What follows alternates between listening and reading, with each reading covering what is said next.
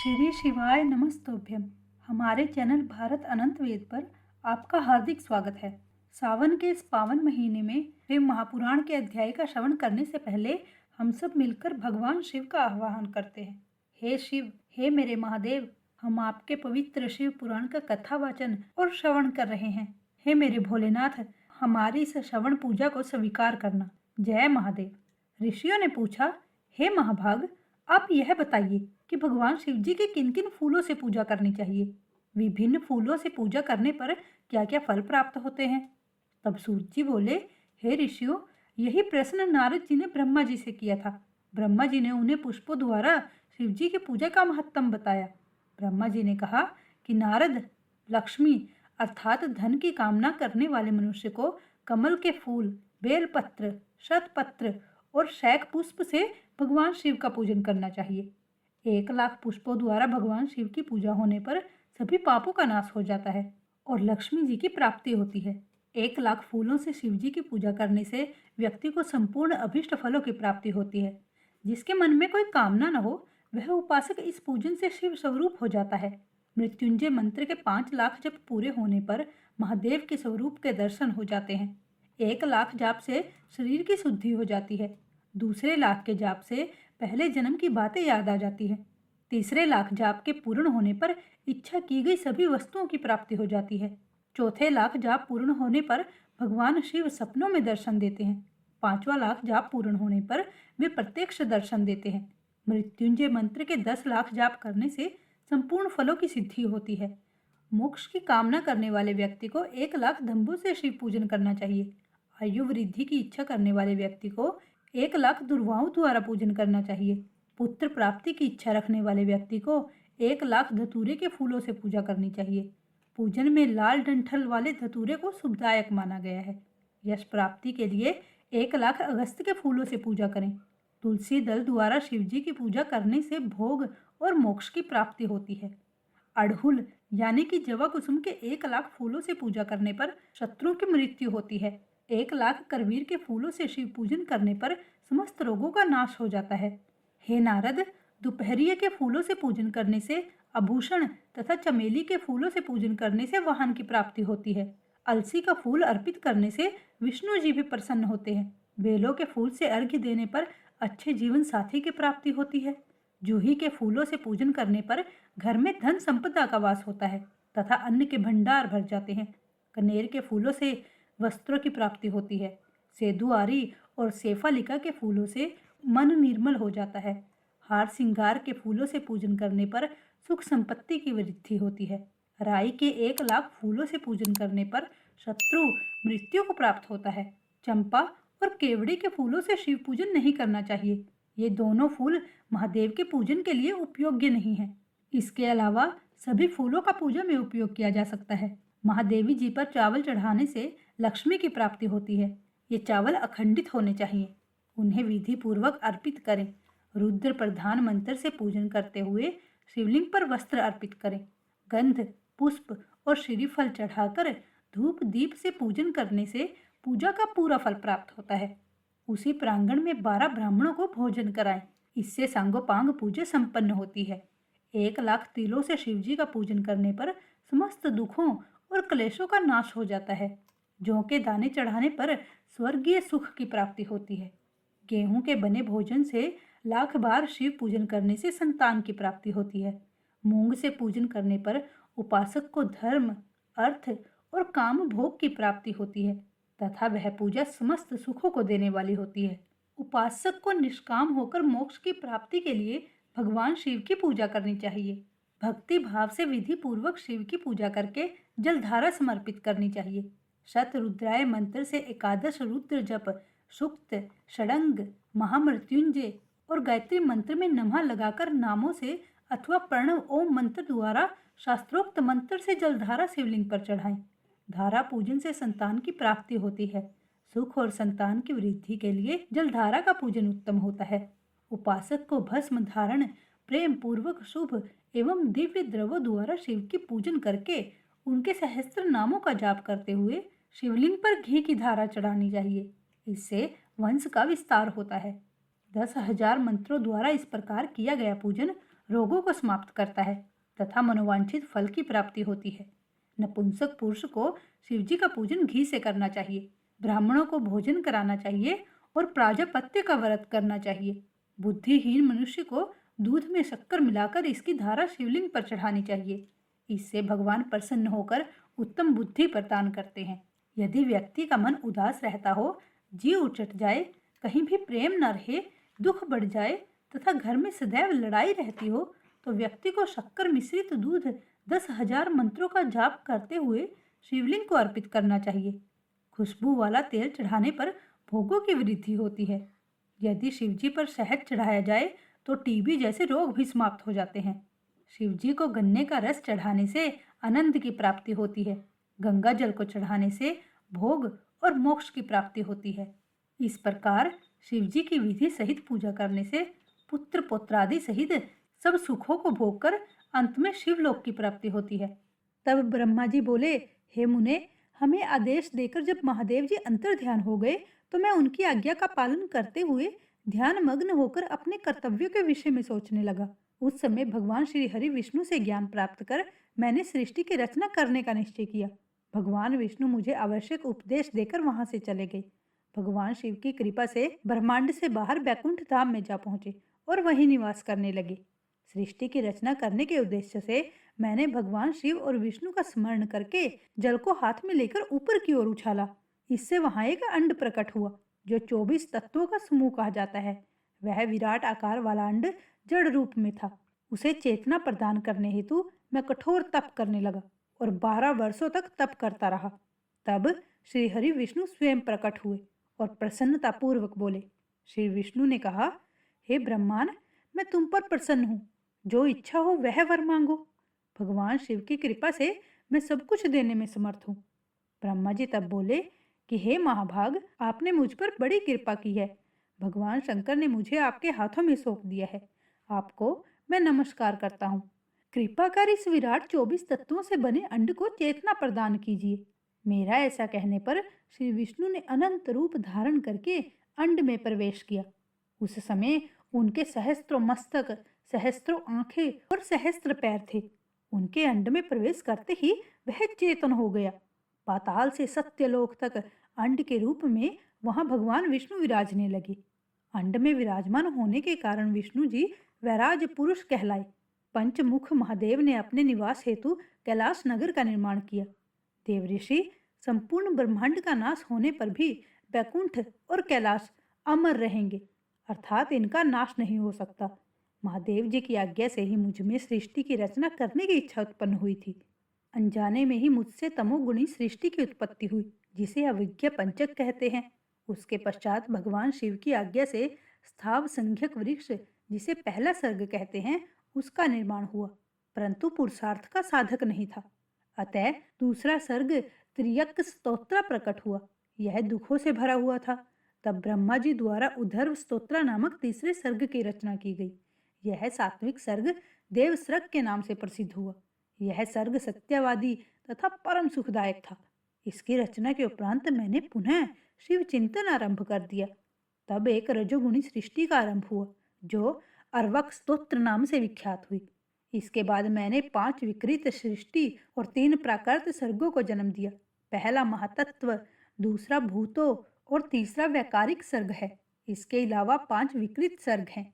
दोनों को मिलाकर कुल 8 सर्ग होते हैं। नवा कुमार सर्ग है, जिससे सनत सनंदर कुमारों की रचना हुई है। सनत आदि मेरे 4 मानस पुत्र हैं, जो ब्रह्मा के समान हैं। वे महान व्रत का पालन करने वाले हैं। वे संसार से विमुख एवं ज्ञानी हैं। उनका मन शिव चिंतन में लगा रहता है। मुनि नारद, मेरी आज्ञा पाकर भी उन्होंने सृष्टि के कार्य में मन नहीं लगाया। इससे मुझ में क्रोध प्रवेश कर गया। तब भगवान विष्णु ने मुझे समझाया और भगवान शिव की तपस्या करने के लिए कहा। मेरी घोर तपस्या से मेरी भौं और नाक के मध्य भाग से महेश्वर की 3 मूर्तियां प्रकट हुई, जो पूर्णार्ष, सर्वेश्वर एवं दया सागर थी। और भगवान शिव का अर्धनारी ईश्वर रूप प्रकट हुआ। जन्म मरण से रहित परम तेजस्वी सर्वज्ञ नीलकंठ साक्षात उमा वल्लभ भगवान महादेव के साक्षात दर्शन कर मैं धन्य हो गया। मैंने भक्ति भाव से उन्हें प्रणाम किया और उन्हें प्रसन्न करने के लिए उनकी स्तुति करने लगा। मेरी प्रार्थना स्वीकारते हुए देवादिदेव भगवान शिव ने रुद्र गणों की रचना की। तब मैंने उनसे पुनः कहा, देवेश्वर शिव शंकर, अब आप संसार की मोह माया में लिप्त ऐसे जीवों की रचना करें जो मृत्यु और जन्म के बंधन में बंधे हों। ये सुनकर महादेव जी हंसते हुए कहने लगे, हे ब्रह्मा, मैं जन्म और मृत्यु के भय में लिप्त जीवों की रचना नहीं करूंगा, क्योंकि वे जीव संसार रूपी बंधन में बंधे होने के कारण दुखों से युक्त होंगे। मैं सिर्फ उनका उद्धार करूंगा, उन्हें परम ज्ञान प्रदान कर उनके ज्ञान का विकास करूंगा। हे प्रजापते, इन जीवों की रचना आप करें। मोह माया के बंधनों में बंधे इस प्रकार के जीवों की सृष्टि करने पर भी आप इस माया में नहीं बंधेंगे। मुझसे इस प्रकार कहकर महादेव शिव शंकर अपने पार्षदों के साथ वहां से अंतर्ध्यान हो गए। ब्रह्मा जी बोले, नारद, शब्द आदि पंचभूतों द्वारा पंचकरण करके उनके स्थूल आकाश, वायु, अग्नि, जल और पृथ्वी, पर्वत, समुद्र, वृक्ष और कला आदि से युगों और कालों की मैंने रचना की तथा और भी कई पदार्थ मैंने बनाए। उत्पत्ति और विनाश वाले पदार्थों को भी मैंने निर्माण किया। परंतु जब इससे भी मुझे संतोष नहीं हुआ तो मैंने माँ अम्बा सहित भगवान शिव का ध्यान करके सृष्टि के अन्य पदार्थों की रचना की और अपने नेत्रों से मरीच को, हृदय से भृगु को, सिर से अंगीरा को, कान से मुनि श्रेष्ठ पुलह को, उदान से पुलसत्य को, समान से वशिष्ठ को, अपान से क्रतु को, दोनों कानों से अत्रि को, प्राण से दक्ष को और गोद से तुमको, छाया से कदर्म मुनि को उत्पन्न किया। सब साधनाओं के साधन धर्म को भी मैंने अपने संकल्प से प्रकट किया। मुनि श्रेष्ठ, इस तरह साधकों की रचना करके महादेव जी की कृपा से मैंने अपने को कृतार्थ माना। मेरे संकल्प से उत्पन्न धर्म मेरी आज्ञा से मानव का रूप धारण करके साधन में लग गया। इसके उपरांत मैंने अपने शरीर के विभिन्न अंगों से देवता व असुरों के रूप में अनेक पुत्रों की रचना करके उन्हें विभिन्न शरीर प्रदान करे। तत्पश्चात भगवान शिव की प्रेरणा से मैं अपने शरीर को 2 भागों में विभक्त कर 2 रूपों वाला हो गया। मैं आधे शरीर से पुरुष व आधे से नारी हो गया। पुरुष स्वयं भुव मनु नाम से प्रसिद्ध हुआ एवं उच्च कोटि के साधक कहलाए। नारी रूप से शतरूपा नाम वाली योगिनी एवं परम तपस्विनी स्त्री उत्पन्न हुई। मनु ने वैवाहिक विधि से अत्यंत सुंदरी शतरूपा का पाणी ग्रहण किया और मैथुन द्वारा सृष्टि को उत्पन्न करने लगे। उन्होंने शतरूपा से प्रिय व्रत और उत्तानपाद नामक 2 पुत्र और आकुति, देवहूति और परसुति नामक 3 पुत्रियां प्राप्त की। आकुति का रुचि मुनि से, देवहूति का कदर्म मुनि से तथा परसुति का दक्ष प्रजापति के साथ विवाह कर दिया। इनकी संतानों से पूरा जगत चराचर हो गया। रुचि और आकुति के वैवाहिक संबंध से यज्ञ और दक्षिणा नामक स्त्री पुरुष का जोड़ा उत्पन्न हुआ। यज्ञ की दक्षिणा से 12 पुत्र हुए। मुने, कदर्म और देवहूति के संबंध से बहुत सी पुत्रियां पैदा हुई। दक्ष और प्रसूति से 24 कन्याएं हुई। दक्ष ने 13 कन्याओं का विवाह धर्म से कर दिया। ये 13 कन्याएं श्रद्धा, लक्ष्मी, धृति, तुष्टि, पुष्टि, मेधा, क्रिया, बुद्धि, लज्जा, वसु, शांति, सिद्धि और कृति हैं। अन्य 11 कन्याएं ख्याति, सती, संभूति, स्मृति, प्रीति, क्षमा, सनंती, अनुसुईया, ऊर्जा, स्वाहा और स्वधा का विवाह भृगु, शिव, मरीचि, अंगिरा, पुलसत्य, पुलहा, क्रतु, अत्रि, वशिष्ठ, अग्नि और पितर नामक मुनियों से संपन्न हुआ।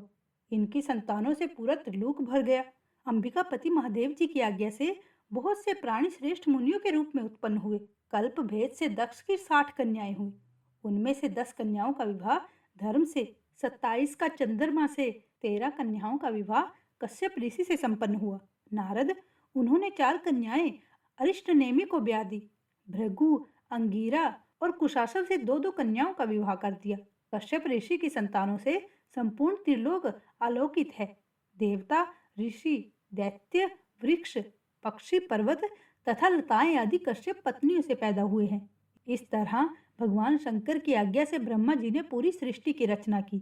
सर्वव्यापी शिवजी द्वारा तपस्या के लिए प्रकट देवी, जिन्हें रुद्रदेव ने त्रिशूल के अग्रभाग पर रखकर उनकी रक्षा की, वे सती देवी ही दक्ष से प्रकट हुई थी। उन्होंने भक्तों का उद्धार करने के लिए अनेक लीलाएं की। इस प्रकार देवी शिवा ही सती के रूप में भगवान शंकर की अर्धांगिनी बनी। परंतु अपने पिता के यज्ञ में अपने पति का अपमान देखकर उन्होंने अपने शरीर को यज्ञ की अग्नि में भस्म कर दिया। देवताओं की प्रार्थना पर ही वे मां सती पार्वती के रूप में प्रकट हुई और कठिन तपस्या करके उन्होंने पुनः भगवान भोलेनाथ को प्राप्त कर लिया। वे इस संसार में कालिका चंडिका, भद्रा चामुंडा, विजय जया, जयंती, भद्रकाली, दुर्गा भगवती, कामाख्या कामदा, अम्बा, मृडानी और सर्वमंगला आदि अनेक नामों से पूजी जाती हैं। देवी के ये नाम भोग और मोक्ष को देने वाले हैं। हे मुनि नारद, इस प्रकार मैंने तुम्हें सृष्टि की उत्पत्ति की कथा सुनाई है। पूरा ब्रह्मांड भगवान शिव की आज्ञा से मेरे द्वारा रचा गया है। ब्रह्मा, विष्णु और रुद्र आदि तीनों देवता उन्हीं महादेव के अंश हैं। भगवान शिव निर्गुण और सगुण हैं। वे शिवलोक में शिवा के साथ निवास करते हैं। सूत जी कहते हैं, हे ऋषियों, तत्पश्चात नारद जी ने विनय पूर्वक प्रणाम किया और उनसे पूछा, भगवान शंकर कैलाश पर कब गए और महात्मा कुबेर से उनकी मित्रता कहाँ और कैसे हुई? प्रभु शिव जी कैलाश पर क्या करते हैं? कृपया कर मुझे सब कुछ बताइए। ब्रह्मा जी तब बोले कि हे नारद, मैं तुम्हें चंद्रमौली भगवान शिव के विषय में बताता हूँ। कापिल्य नगर में यज्ञ दत्त दीक्षित नामक एक ब्राह्मण रहते थे, जो अत्यंत प्रसिद्ध थे। वे यज्ञ विद्या में बड़े पारंगत थे। उनका गुण निधि नामक एक 8 वर्षीय पुत्र था। उसका योग पवित्र हो चुका था और वह भी बहुत सी विद्याएं जानता था, परंतु वह दुराचारी और जुआरी हो गया। वह हर वक्त खेलता कूदता रहता था तथा गाने बजाने वालों का साथी हो गया था। माता के बहुत कहने पर भी वह पिता के समीप नहीं जाता था और उनकी किसी आज्ञा को नहीं मानता था। उसके पिता घर के कार्यों तथा दीक्षा आदि देने में लगे रहते। जब घर पर आकर अपनी पत्नी से गुणनिधि के बारे में पूछते तो वह झूठ कह देती कि वह कहीं स्नान करने या देवताओं का पूजन करने गया है। केवल एक ही पुत्र होने के कारण वह अपने पुत्र की कमियों को छुपाती रहती थी। उन्होंने अपने पुत्र का विवाह भी करा दिया। माता नित्य अपने पुत्र को समझाती। वो उसे यह भी समझाती थी कि तुम्हारी बुरी आदतों के बारे में तुम्हारे पिता को पता चल गया तो वे क्रोध के आवेश में हम दोनों को मार देंगे। परंतु गुणनिधि पर माँ के समझाने का कोई प्रभाव नहीं पड़ता था। एक दिन उसने अपने पिता की अंगूठी चुरा ली और उसे जुए में हाराया। देवयोग से उसके पिता को अंगूठी के विषय में पता चल गया।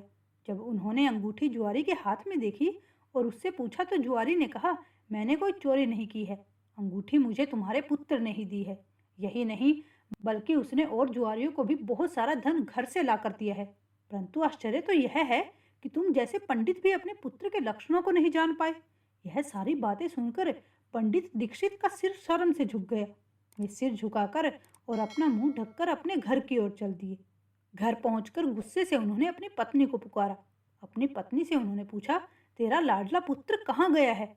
मेरी अंगूठी जो मैंने सुबह तुम्हें दी थी वह कहाँ है? मुझे जल्दी से दो। पंडित की पत्नी ने फिर झूठ बोल दिया कि मुझे स्मरण नहीं है कि वह अंगूठी कहाँ है। अब तो दीक्षित जी को और भी क्रोध आ गया। मैं अपनी पत्नी से बोले, तू बड़ी सत्यवादिनी है, इसलिए जब भी गुणनिधि के बारे में पूछता हूँ तब मुझे अपनी बातों से बहला देती है। यह कहकर दीक्षित जी घर के अन्य सामानों को ढूंढने लगे, किंतु उन्हें कोई वस्तु ना मिली, क्योंकि वे सब वस्तुएं गुणनिधि जुए में हार चुका था। क्रोध में आकर पंडित ने अपनी पति और पुत्र को घर से निकाल दिया और दूसरा विवाह कर लिया। ब्रह्मा जी बोले, हे नारद, जब यह समाचार गुणनिधि को मिला तो उसे अपने भविष्य की चिंता हुई। वह कई दिनों तक भूखा प्यासा भटकता रहा। एक दिन भूख प्यास से व्याकुल होकर वह एक शिव मंदिर के पास बैठ गया। एक शिव भक्त अपने परिवार सहित शिव पूजन के लिए विविध सामग्री लेकर वहां आया था। उसने परिवार सहित भगवान शिव का विधि विधान से पूजन किया और नाना प्रकार के पकवान शिवलिंग पर चढ़ाए। पूजन के बाद वे लोग वहां से चले गए तो गुणनिधि ने भूख से मजबूर होकर उस भोग को चोरी करने का विचार किया और मंदिर में चला गया। उस समय अंधेरा हो चुका था, इसलिए उसने अपने वस्त्र को जलाकर उजाला किया। यह मानो उसने भगवान शिव के सम्मुख दीप जलाकर दीप दान किया था। जैसे ही वह सब भोग उठाकर भागने लगा, उसके पैरों की धमक से लोगों को पता चल गया कि उसने मंदिर में चोरी की है। सभी उसे पकड़ने के लिए दौड़े और उसका पीछा करने लगे। नगर के लोगों ने उसे खूब मारा। उनकी मार को उसका भूखा शरीर सहन नहीं कर सका और उसके प्राण पुखेरु उड़ गए।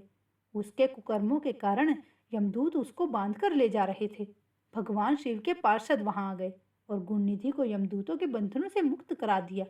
यमदूतों ने शिवगणों का नमस्कार किया और बताया कि यह बड़ा पापी और धर्म कर्म से हीन है। यह अपने पिता का भी शत्रु है। इसने शिवजी के भोग की भी चोरी की है। इसने बहुत पाप किए हैं, इसलिए यह यमलोक का अधिकारी है। इसे हमारे साथ जाने दे ताकि विभिन्न नरकों को यह भोग सके। तब शिवगणों ने उत्तर दिया कि निश्चय ही गुणनिधि ने बहुत से पाप कर्म किए हैं, परंतु इसने कुछ पुण्य कर्म भी किए हैं जो संख्या में कम होने पर भी पाप कर्मों को नष्ट करने वाले हैं। इसने रात्रि में अपने वस्त्र को फाड़कर शिवलिंग के समक्ष दीपक में बत्ती डालकर उसे जलाया और दीपदान किया। इसने अपने पिता के श्रीमुख से एवं मंदिर के बाहर बैठकर शिवगणों को सुना है, और ऐसे ही और भी अनेक धर्म कर्म इसने किए हैं। इतने दिनों तक भूखा रहकर इसने व्रत किया और शिव दर्शन तथा शिव पूजन भी अनेकों बार किया है। इसलिए यह हमारे साथ शिवलोक को जाएगा, वहां कुछ दिनों तक निवास करेगा। जब इसके संपूर्ण पापों का नाश हो जाएगा तो भगवान शिव की कृपा से यह कलिंग देश का राजा बनेगा। अतः यमदूतों, तुम अपने लोक को लौट जाओ। यह सुनकर यमदूत यमलोक को चले गए। उन्होंने यमराज को इस विषय में सूचना दे दी और यमराज ने इसको प्रसन्नतापूर्वक स्वीकार कर लिया। तत्पश्चात गुणनिधि नामक ब्राह्मण को लेकर शिवगण शिवलोक को चल दिए। कैलाश पर भगवान शिव और देवी उमा विराजमान थे। गुणनिधि को उनके सामने लाया गया। उसने भगवान शिव उमा की चरण वंदना की और उनकी स्तुति करने लगा। उसने महादेव से अपने किए कर्मों के बारे में क्षमा याचना की। भगवान ने उसे क्षमा याचना प्रदान भी कर दी। वहां शिवलोक में कुछ दिन निवास करने के बाद गुणनिधि कलिंग देश के राजा अरिंदम के पुत्र दम के रूप में विख्यात हुआ। हे नारद, शिवजी की थोड़ी सी सेवा भी उसके लिए अत्यंत फलदायक हुई। इस गुणनिधि के चरित्र को जो कोई पढ़ता अथवा सुनता है, उसकी सारी कामनाएं पूरी होती हैं तथा वह व्यक्ति सुख शांति प्राप्त करता है। नारद जी ने ब्रह्मा जी से प्रश्न किया, हे ब्रह्मा जी, अब आप मुझे यह बताइए कि गुणनिधि जैसे महापापी व्यक्ति को भगवान शिव द्वारा कुबेर पद क्यों और कैसे प्रदान किया गया। तब ब्रह्मा जी कहने लगे, नारद, शिवलोक में सारे दिव्य भोगों का उपभोग तथा उमा महेश्वर का सेवन कर वह अगले जन्म में कलिंग के राजा अर्दिम का पुत्र हुआ। उसका नाम दम था। बालक दम की भगवान शंकर में असीम भक्ति थी। वह सदैव शिवजी की सेवा में लगा रहता था। वह अन्य बालकों के साथ मिलकर शिव भजन करता। युवा होने पर उसके पिता अर्दिम की मृत्यु के पश्चात दम को राज सिंहासन पर बैठाया गया। राजा दम सब और शिव धर्म का प्रचार और प्रसार करने लगा। वे सभी शिवालयों में दीप दान करते थे। उनके शिवजी में अनन्य भक्ति थी। उन्होंने अपने राज्य में रहने वाले सभी ग्रामाध्यक्षों को यही आज्ञा दी थी कि शिव मंदिर में दीप दान करना सबके लिए अनिवार्य है। अपने गांव के आसपास जितने शिवालय हैं, वहां सदा दीप जलाना चाहिए। राजा दम ने आजीवन शिव धर्म का पालन किया। इस तरह वे बड़े धर्मात्मा कहलाए। उन्होंने शिवालयों में बहुत से दीप जलवाए। इसके फलस्वरूप में दीपों के प्रभा के आश्रय हो मृत्यु उपरांत अलकापुरी के स्वामी बने। ब्रह्मा जी बोले, हे नारद, भगवान शिव का पूजन व उपासना महान फल देने वाली है। दीक्षित के पुत्र गुणनिधि ने, जो पूर्ण अधर्मी था, भगवान शिव की कृपा पाकर दिक्पाल का पद प्राप्त कर लिया था। अब मैं तुम्हें उसकी भगवान शिव के साथ मित्रता के विषय में बताता हूँ। नारद, बहुत पहले की बात है। मेरे मानस पुत्र पुलस्त्य से विश्वा का जन्म हुआ और विश्वा के पुत्र कुबेर हुए। उन्होंने पूर्व काल में बहुत कठोर तप किया। उन्होंने विश्वकर्मा द्वारा रचित अलकापुरी का उपभोग किया। मेघ वाहन कल्प के आरंभ होने पर वे कुबेर के रूप में घोर तप करने लगे। वे भगवान शिव द्वारा प्रकाशित काशीपुरी में गए और अपने मन के रतन में दीपों से 11 रुद्रों को उद्बोधित करवे तन्मयता से शिवजी के ध्यान में मगन होकर निश्चल भाव से उनकी उपासना करने लगे। वहां उन्होंने शिवलिंग की प्रतिष्ठा की। उत्तम पुष्पों द्वारा शिवलिंग का पूजन किया। कुबेर पूरे मन से तप में लगे थे। उनके पूरे शरीर में केवल हड्डियों का ढांचा और चमड़ी ही बची थी। इस प्रकार उन्होंने 10,000 वर्षों तक तपस्या की। तत्पश्चात भगवान शिव अपनी दिव्य शक्ति उमा के भव्य रूप के साथ कुबेर के पास गए। अलकापति कुबेर मन को एकाग्र कर शिवलिंग के सामने तपस्या में लीन थे। भगवान शिव ने कहा, अलकापते, मैं तुम्हारी भक्ति और तपस्या से प्रसन्न हूँ। तुम मुझसे अपनी इच्छा अनुसार वर मांग सकते हो। यह सुनकर जैसे ही कुबेर ने आंखें खोली तो उन्हें अपने सामने भगवान नीलकंठ खड़े दिखाई दिए। उनका तेज सूर्य के समान था। उनके मस्तक पर चंद्रमा अपनी चांदनी बिखेर रहा था। उनके तेज से कुबेर की आंखें चुंधिया गई। तत्काल उन्होंने अपनी आंखें बंद कर ली। वे भगवान शिव से बोले, हे भगवान, मेरे नेत्रों को वह शक्ति दीजिए जिससे मैं आपके चरणवृंदों के दर्शन कर सकूं। कुबेर की बात सुनकर भगवान शिव ने अपनी हथेली से कुबेर को स्पर्श करके देखने की शक्ति प्रदान की। दिव्य दृष्टि प्राप्त होने पर वे आंखें फाड़ फाड़ कर देवी उमा की ओर देखने लगे। वे सोचने लगे कि भगवान शिव के साथ यह सर्वांग सुंदरी कौन है। इसने ऐसा कौन सा तप किया है जो इसे भगवान शिव की कृपा से उनका सामीप्य, रूप और सौभाग्य प्राप्त हुआ है। वो देवी अम्मा को निरंतर देखते जा रहे थे। देवी को घूरने के कारण उनकी बाईं आंख फूट गई। शिवजी ने तब उमा से कहा कि उमे, यह तुम्हारा पुत्र है। यह तुम्हें क्रूर दृष्टि से नहीं देख रहा है, ये तो तुम्हारे तप बल को जानने की कोशिश कर रहा है। फिर भगवान शिव ने कुबेर से कहा कि मैं तुम्हारी तपस्या से बहुत प्रसन्न हूँ। मैं तुम्हें वर देता हूँ कि तुम समस्त निधियों और गहन शक्तियों के स्वामी हो जाओ। सुवर्तों, यक्षों और किन्नरों के अधिपति होकर धन के दाता बनो। मेरी तुमसे सदा मित्रता रहेगी और मैं तुम्हारे पास सदा निवास करूंगा, अर्थात तुम्हारे स्थान अलकापुरी के पास ही मैं निवास करूंगा। कुबेर, अब तुम अपनी माता उमा के चरणों में प्रणाम करो, यही तुम्हारी माता है। ब्रह्मा जी कहते हैं कि हे नारद, इस प्रकार भगवान शिव ने देवी से कहा, हे देवी, यह आपके पुत्र के समान है, इस पर अपनी कृपा करो। यह सुनकर उमा देवी बोली, वत्स, तुम्हारी भगवान शिव में सदैव निर्मल भक्ति बनी रहे। बाईं आंख फूट जाने पर तुम एक ही पिंगल नेत्र से युक्त रहो। महादेव जी ने जो वर तुम्हें प्रदान किया है वो सुलभ है। मेरे रूप से ईर्ष्या के कारण तुम कुबेर नाम से प्रसिद्ध होगे। कुबेर को वर देकर भगवान शिव और देवी उमा अपने धाम को चले गए। इस प्रकार भगवान शिव और कुबेर में मित्रता हुई और वे अलकापुरी के निकट कैलाश पर्वत पर निवास करने लगे। इस तरह से शिव भक्ति दुखों को दूर करके समस्त सुख प्रदान करने वाली है। आज की कथा संपूर्ण हुई।